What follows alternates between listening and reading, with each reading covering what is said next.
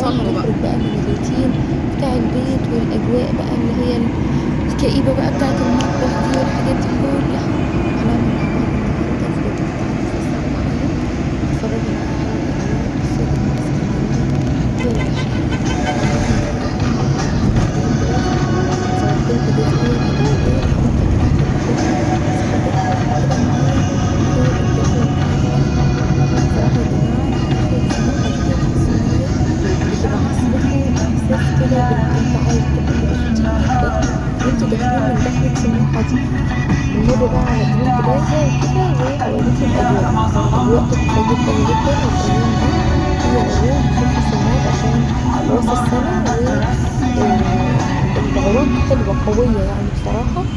فحبيت كده ان انا انقل لكم العروض واوريكم كده الاجواء عامله ازاي. عاملين زوايا حلوه قوي هناك للتصوير، وعاملين حفلات، وعاملين حاجات حلوه جدا جدا.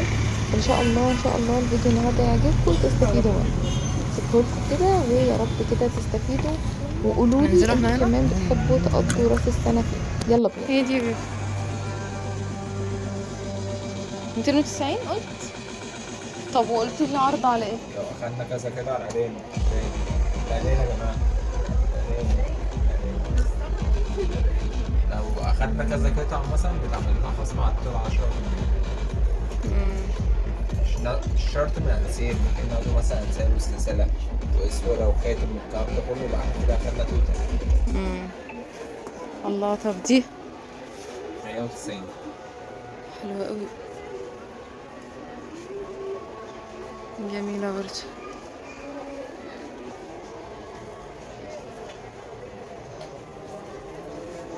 في عارف اللي هي ايه، اللي هي كذا حاجة شبه كده ماسكين في بعض، بيتلبسوا زي الغويشة كده، عارفها؟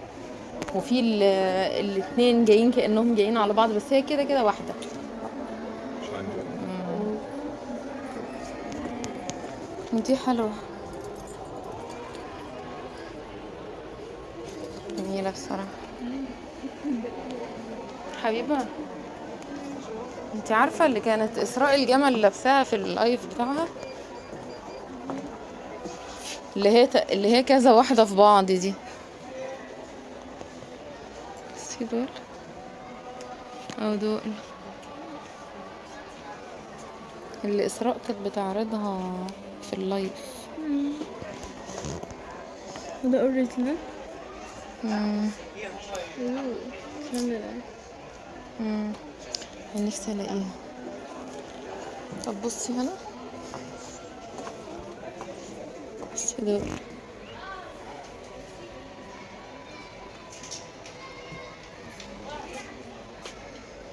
حاجات جميلة قوي، واسعارهم معقولة. بصي ده، بصي اللي مربوط ده نصه جولد وسيلفر. اوفر اوي. لا جميل، بصي كده، ده تحفة. طب وده بكام من فضلك معلش؟ الله، يبصي ده تحفة يا بنتي. طب تعالى صورتهم، تعالى وروهم. لا والله جميل. والخواتم شايفة.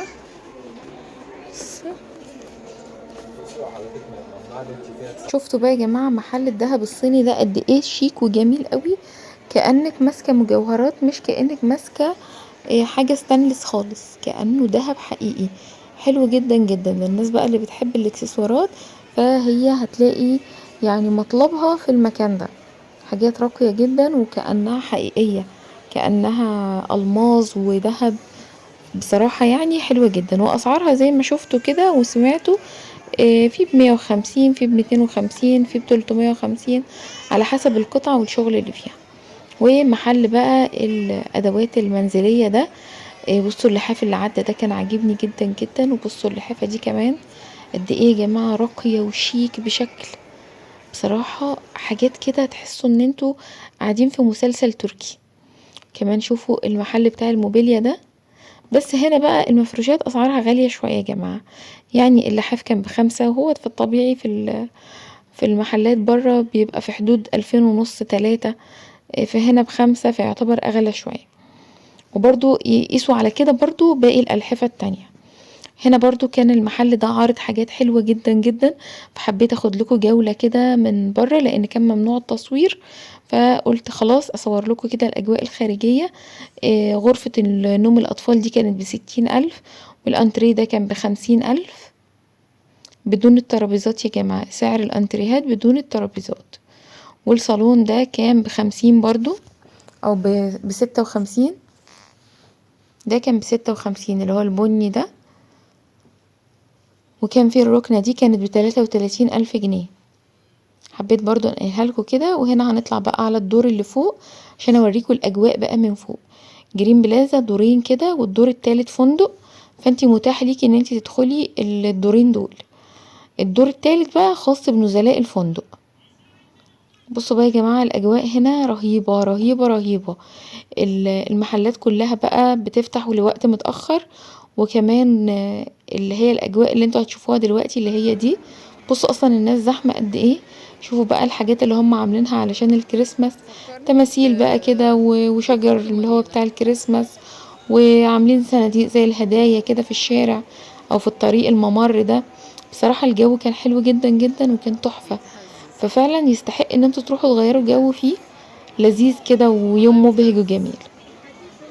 في كمان هناك مطاعم كتيرة، وفي بيتزا كوين، وفي كافيهات كتير جدا جدا جدا تقدروا ان انتوا تقعدوا عليها وتتبسطوا قوي قوي.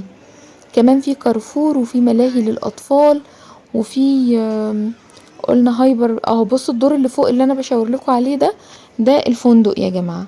في كمان هناك دارك ستور، ده محل برضو بتاع احذية، اسعاره حلوة جدا جدا ومش غالي. ادي بيتزا كوين اهي شايفينها، بس بيتزا كوين بتبقى زحمة جدا جدا، على طول زحمة.